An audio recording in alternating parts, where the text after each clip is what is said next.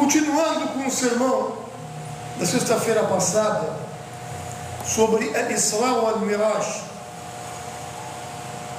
a viagem noturna que o profeta Muhammad fez de Meca para o Quds, Jerusalém, Palestina.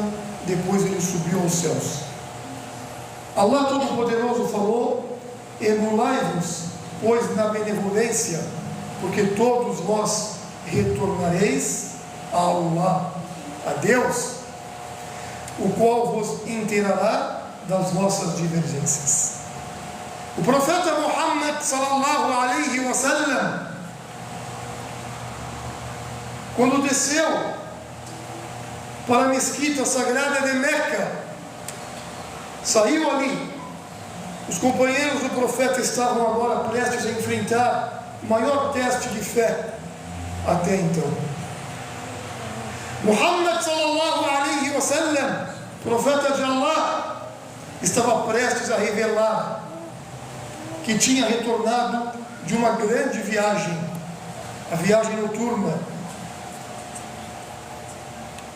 Ele foi para a mesquita de Al-Aqsa, em Jerusalém, uma viagem que normalmente levava mais de um mês, ele fez em uma única noite. Também estava prestes a dizer que havia viajado para onde nenhum homem, nenhum ser humano tinha ido antes, através dos céus e na presença de Allah, de Deus. Essa foi uma viagem milagrosa à noite, mas seus companheiros acreditariam, sem dúvida, nele. E como seus inimigos então reagiram com essa ocasião. O profeta Muhammad sallallahu alaihi wasallam viajou no lombo de Al-Buraq. Al-Buraq, o animal que veio do paraíso só para levar o profeta nessa viagem até a mesquita mais distante em Jerusalém, Al-Aqsa. Ascendeu, subiu através dos 7 céus e se maravilhou com o inimaginável. Viu os rostos e saudou muitos dos seus pares, os profetas anteriores e mensageiros. E o servo final, o mensageiro de Allah, sallallahu alaihi wasallam, Muhammad, esteve na presença do próprio Allah, Deus, o Criador. Na mesma noite, apenas algumas horas após ter começado sua viagem, o profeta Muhammad sallallahu alaihi wasallam retornou a Meca. Essa viagem milagrosa estava prestes a se tornar uma arma dos inimigos contra o profeta Muhammad sallallahu alaihi wasallam e os seus seguidores. E da mesma forma seria um extremo teste de fé para os crentes, os verdadeiros fiéis. Ao voltar para casa, o profeta Muhammad sallallahu alaihi wasallam foi para a mulher chamada Al-Ayman e contou a ela sobre a sua viagem milagrosa. Ela respondeu: ó mensageiro de Allah, não conte a ninguém sobre isso.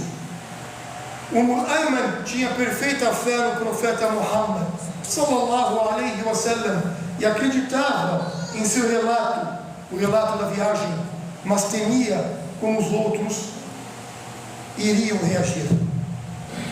O profeta Muhammad sallallahu alaihi wasallam então descreveu Al-Ayman como a minha mãe depois da minha própria mãe.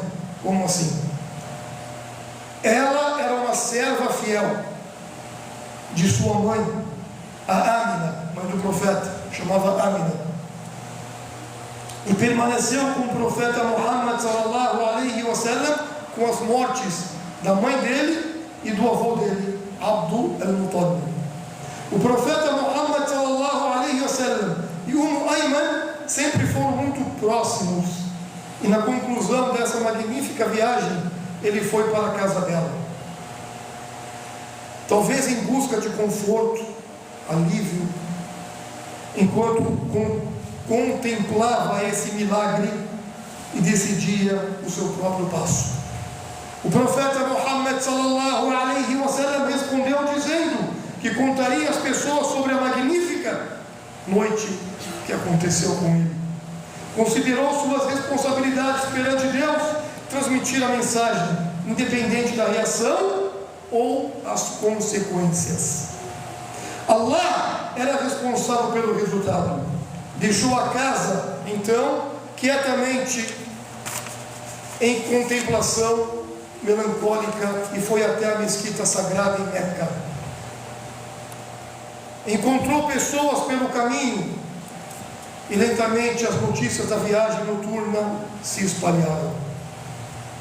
Enquanto o profeta Muhammad sallallahu alaihi wasallam estava sentado em silêncio na mesquita, Abu Jahl se aproximou, o idólatra, dele e perguntou de forma casual: "Ó Muhammad, alguma novidade?" Conhecido como um dos maiores inimigos do Islã, Abu Jahl foi responsável pela tortura, punição, assassinato e assédio dos novos muçulmanos nos primeiros dias do Islã. Embora estivesse ciente da animosidade e ódio que Abu Jahl sentia em relação a ele, o profeta Muhammad sallallahu alaihi wasallam respondeu de forma verdadeira e disse: "Essa noite viajei a Jerusalém e voltei." Abu Jahl, incapaz de conter seu divertimento, respondeu, pedindo a Muhammad que repetisse essas palavras na frente do povo de Meca. O profeta Muhammad sallallahu alaihi wasallam respondeu afirmativa e Abu Jahl deixou a mesquita correndo, chamando as pessoas à medida que corria pelas ruas. Quando as pessoas suficientes tinham se reunido na mesquita a pedido de Abu Jahl, o profeta Muhammad sallallahu alaihi wasallam disse a todos para ouvirem: "Estive na mesquita Al-Aqsa, na mesquita abençoada em Jerusalém, na Palestina, e voltei." A multidão começou a gargalhar, assobiar e bater palmas. Trataram como uma grande piada e caíram de tanto rir. Essa era a reação esperada, sim. A reação esperada por Abu Jahl. Ele estava muito feliz por fazer isso com o profeta. Os descrentes e infiéis da multidão viram uma chance de dar um fim à religião do Islã. Ridicularizaram e depreciaram a alegação do profeta Muhammad sallallahu alaihi wasallam. Entre a multidão estavam pessoas que tinham viajado até Jerusalém e elas pediram ao profeta Muhammad para descrever o que ele tinha visto. O profeta de Allah começou a descrever sua viagem, mas ficou irritado. Ele tinha passado pouco tempo em Jerusalém e a natureza milagrosa dessas suas viagens significavam que ele não lembrava de pequenos detalhes e descrições. Entretanto, o profeta Muhammad sallallahu alaihi wasallam nos conta que Allah mostrou a ele os detalhes. Outro milagre, bem na frente dos seus olhos. Estava em Meca e começou a ver detalhe por detalhe em Jerusalém. Ele descreveu o que tinha visto, pedra por pedra, tijolo por tijolo. Os viajantes confirmaram suas descrições. E esse dito está no Bukhari, dito super correto. Allah fez outro milagre para o profeta não passar vergonha. Existe outra narração que diz que enquanto viajava de volta para Meca, o profeta Muhammad sallallahu alaihi wasallam passou sobre uma caravana. Foi capaz de descrever claramente: a caravana havia perdido um camelo e o profeta Muhammad chamou do céu, dizendo onde estava o camelo. E ele também bebeu do suprimento deles e da água. O povo de Meca imediatamente despachou alguém para encontrar a caravana antes que ela entrasse na cidade para fazer perguntas sobre a noite anterior. Eles confirmaram que uma voz estranha disse o local do camelo perdido e que parte do seu suprimento de água havia desaparecido. Ainda assim, essa confirmação não foram suficientes e as pessoas zombaram, riam e não acreditavam nas palavras do profeta de Allah, Muhammad sallallahu alaihi wasallam. Este evento milagroso foi um grande teste de fé que até alguns dos novos muçulmanos descreram e se afastaram da fé do Islã. Um teste. A doçura da fé, queridos irmãos, para aqueles cuja fé era forte, verdadeira, o poder de Allah era óbvio. Alguns entre os que acharam toda a história difícil de acreditar foram ver Abu Bakr as-Siddiq, o melhor amigo do profeta Muhammad, o primeiro sucessor e califa, o melhor amigo e apoiador leal do grande profeta Muhammad sallallahu alaihi wasallam. Perguntaram se ele acreditava que o profeta Muhammad tinha viajado até Jerusalém, na Palestina, e voltado a Meca em uma única noite, sem hesitação alguma. Abu Bakr respondeu: se o mensageiro de Deus disse isso, então é verdade, certamente. Foi por causa dessa ocasião que Abu Bakr recebeu o título de As-Siddiq, o principal crente, o verdadeiro, o fiel. Esse foi o momento crucial para muitos muçulmanos, depois já enfrentar a tortura física e abuso dos descrentes. Agora tinham que lutar contra um conceito além de suas mais extraordinárias imaginações. Alguns fracassaram, mas muitos se elevaram às novas alturas e foram capazes de provar a doçura da verdadeira submissão ao Deus único, Allah Todo-Poderoso. A viagem à noite da mesquita sagrada em Meca até a mesquita mais distante em Jerusalém, Al-Aqsa, na Palestina, e a ascensão através dos céus e até a presença de Allah Todo-Poderoso foram milagres grandiosos concedidos por Deus ao seu servo final, o último dos mensageiros, o seu dos profetas, Muhammad sallallahu alaihi wasallam, e uma das maiores honras concedidas a qualquer humano. Essa viagem é uma honra e um orgulho para todos os muçulmanos, provando que ele foi o último profeta, para colocar felicidade e tranquilidade no coração daquela pessoa que estava sofrendo, que foi no ano 10 da revelação, quando o profeta tinha perdido o seu querido tio e amado Abu Talib, e tinha perdido a sua esposa que ele amava tanto, Khadija. Esse ano da tristeza, quando o profeta entrou nessa depressão, Allah quis elevá-lo e colocar tranquilidade no seu coração, e fez essa viagem magnífica, mostrando a importância da mesquita sagrada Meca, mostrando a importância da mesquita abençoada em Jerusalém, onde todos os profetas rezaram atrás do profeta Muhammad. Ele subiu aos céus, foi de encontro com Allah, e ali Deus prescreveu para todos nós rezarmos 5 vezes por dia. Todas as orações que nós praticamos equivale a 50 vezes, recompensa de 50. Reza uma oração, equivale que eu rezei 10. Allahu Akbar. Deus é magnífico. E essa reza, nós não precisamos dela, mas Deus colocou porque nós precisamos dessa reza. Uma conexão, uma ligação direta com o nosso Criador. Estou triste, estou agoniado, estou preocupado, estou endividado. Se conecte com o seu Criador e fale com Allah, para Ele dar tranquilidade no seu peito. Deus falou através do profeta sallallahu alaihi wasallam: aqrabu ma yakuna al-abd min rabbihi wa huwa sajid fajtahidu fi du'a. O momento mais próximo que um servo está do seu Senhor, de Deus, de Allah, é quando ele está rezando, prostrado, com a testa no chão. Então se esforce, se conecte com Ele, fale com Ele, que você vai ter um sucesso. Barakallahu fikum wa jazakumullahu khairan. Peçam perdão e supliquem a Deus agora.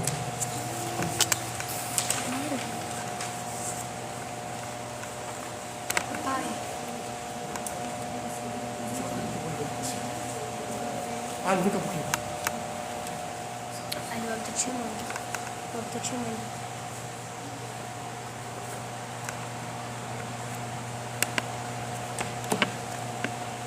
بسم الله الرحمن الرحيم. الحمد لله والصلاة والسلام على رسول الكريم صلى الله عليه وعلى آله وأصحابه أجمعين. Em nome de Deus, Allah, o misericordioso, o misericordiador, o poderoso, aquele que não possui sócios nem parceiros. E que a paz e as bênçãos de Deus estejam sobre todos os seus profetas, seus mensageiros, sobre Muhammad, seus familiares e companheiros e todos aqueles que seguem a mensagem até o último dia. Amém. Queridos irmãos, nós estamos no dia 13 de Sha'ban de 1445 da migração do profeta Muhammad de Meca para Medina, o equivalente a 23 de fevereiro de 2004. Sha'ban é um mês especial, não é um mês sagrado, mas é um mês especial, porque ele antecede um mês nobre, esperado por todos os muçulmanos do mundo, que é o mês do Ramadã. Hoje é dia 13, e o mês de Sha'ban é o 8º mês. O mês de Sha'ban é o 8º mês do calendário lunar do mês islâmico, é o mês de Rajab. E o mês de Rajab vem antes de Sha'ban, e depois de Sha'ban vem Ramadã. O mês de Sha'ban recebeu esse nome porque os árabes costumavam se espalhar neste mês por diferentes países e regiões nas partes da terra. E o que significa é que se espalhavam por todas as regiões em busca de água. E também foi dito que se ramificavam em diferentes ataques. Neste contexto, Ibn Hajar, o grande sábio do Islã, disse que recebeu esse nome, esse mês, porque o mês de Sha'ban faz com que os muçulmanos fiquem ocupados em busca de água ou em defesas de ataques após o início do mês sagrado Rajab. Como disse o mensageiro de Allah, Muhammad sallallahu alaihi wasallam, que a razão por trás de chamá-lo de mês de Sha'ban é que os muçulmanos que fazem o jejum nele surgem muitas boas ações para essas pessoas, e essas boas ações os ajudam a entrar no Jannah, no paraíso, no verdadeiro sucesso. A virtude do mês de Sha'ban também, conforme o grande sábio do Islã, Bin Baz, que Deus tenha piedade dele, ele diz: vale a pena mencionar que há alguns momentos e meses que Deus Todo-Poderoso distinguiu do resto dos meses, e entre esses meses está o abençoado mês do Ramadã, bem como os últimos 10 dias, ou a Laylatul Qadr, a noite do decreto. O profeta Muhammad sallallahu alaihi wasallam enfatizou isso em um dito, dizendo: quem jejuar, por favor, irmãs, barakallahu fikum,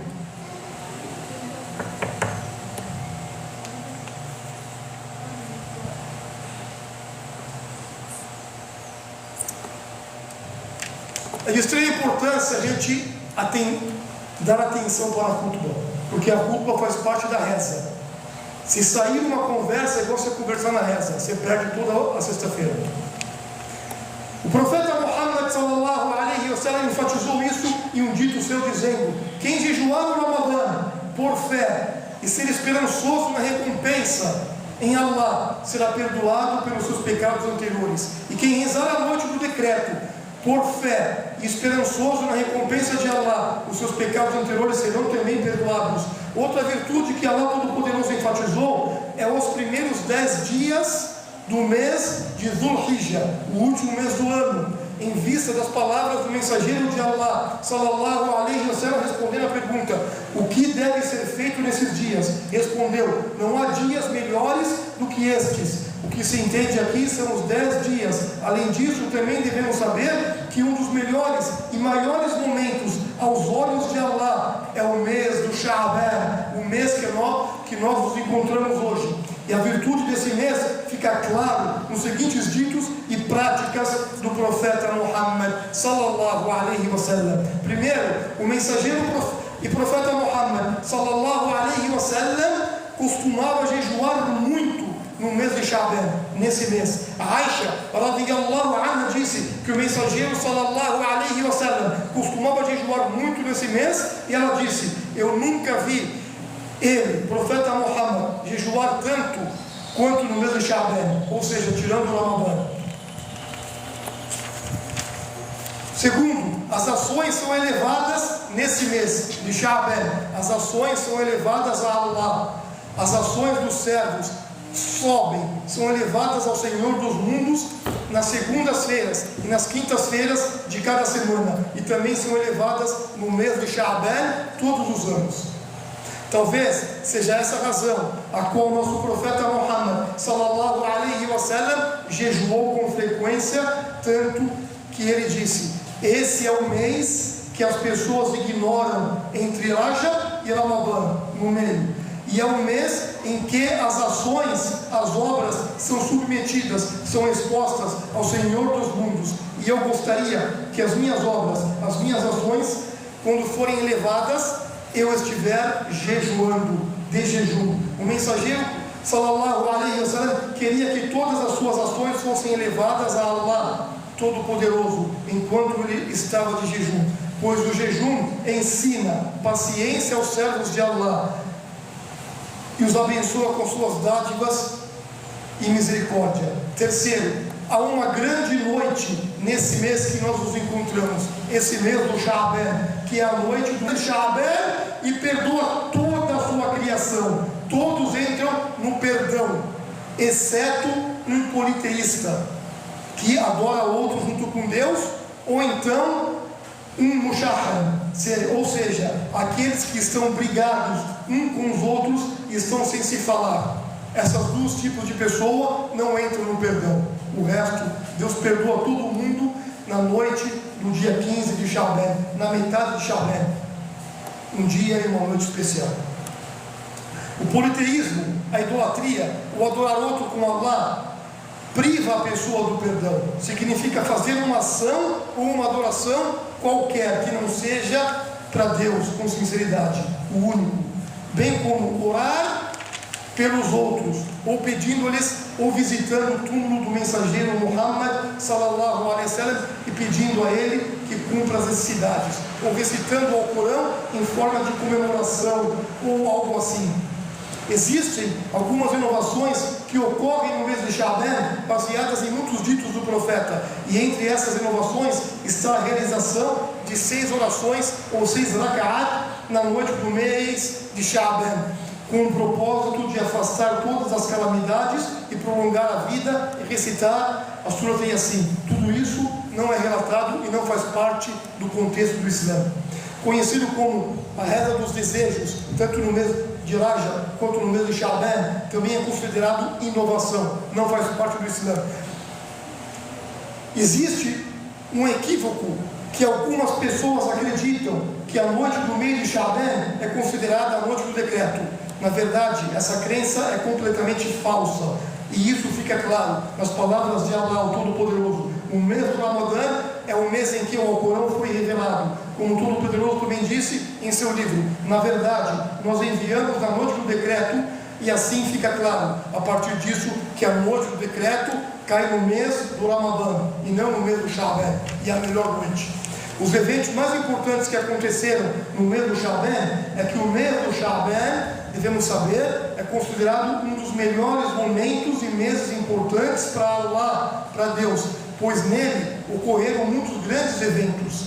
Neste mês foi o primeiro nascimento e também a primeira morte após a migração do profeta Muhammad sallallahu alaihi wasallam, como por exemplo Abdullah bin Az-Zubayr, que Deus esteja satisfeito com ele, nasceu no mês de Sha'ban, e também foi o primogênito dos muçulmanos depois da migração do profeta Muhammad sallallahu alaihi wasallam. Além disso, nesse mês de Sha'ban, os cruzados capturaram Jerusalém no 23º dia do mês de Sha'ban, no ano 490 do ano da migração do profeta Muhammad sallallahu alaihi wasallam. Os cruzados também mataram 70 mil muçulmanos em um único dia, nesse mês de Sha'ban. Também durante o mês de Sha'ban, a cidade de Homs foi libertada das mãos dos cruzados, pois Salah-ad-Din al-Ayyub, ou conhecido como Saladin, libertou esta cidade no dia 21 do ano 559 da migração. E assim ele foi capaz de controlar a maior parte das partes de todo o Levante, e nele ocorreu a batalha Al-Araq, que é chamada de o desastre de Araq. Ocorreu no dia 9 do mês de Sha'ban do ano de 591 da migração do profeta, quando a batalha ocorreu entre as forças almohadas lideradas por Abu Yusuf Yaqub al-Mansur e as forças do reino cristão da Castela. Uma das coisas mais importantes também é sabermos do perdão dos pecados na noite do meio de Sha'ban.